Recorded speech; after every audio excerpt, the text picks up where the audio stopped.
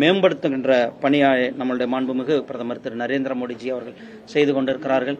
உங்களுக்கு தெரியும், G20 மாநாடு இந்தியாவில் எவ்வளவு சிறப்பாக நடந்தது.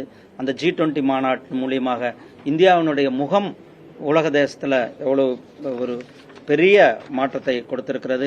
இன்றைக்கு இந்தியா உலகத்திலேயே மிக அதிகமான பொருளாதார நாடாக, மூன்றாவது பொருளாதார நாடாக நாம் இன்றைக்கு இருந்து கொண்டிருக்கிறோம்.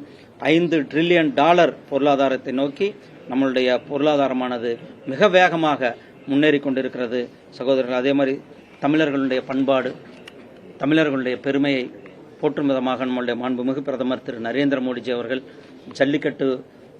ஜல்லிக்கட்டுக்கு இருந்த தடையை நீக்கி அதுக்கு ஜல்லிக்கட்டுவை கொண்டு வந்தாங்க. காசி தமிழ் சங்கமம் இன்னைக்கு ஒவ்வொரு வருடமும் கூட காசியில் பிரதமர் திரு நரேந்திர மோடிஜி அவர்களுடைய சொந்த தொகுதி வாரணாசியில் இங்கிருந்து தமிழ்நாட்டிலிருந்து வருடந்தோறும் அங்கே போய் நம்மளுடைய தமிழ் கலாச்சாரங்களை போற்றுகின்ற நிகழ்ச்சிகள் அங்கே நடந்திருக்கின்றைக்கு காசி தமிழ் சங்கம் உலகத்தில் ஒரு பெரிய ஒரு நிகழ்வாக மாறியிருக்கிறது.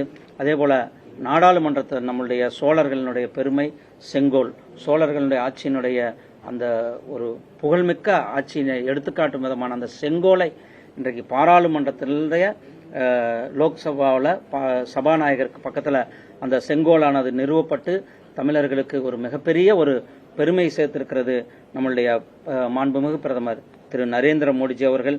அதே போல செம்மொழி அந்தஸ்து 11 மொழிகளுக்கு கொடுக்கப்பட்டிருக்கிறது.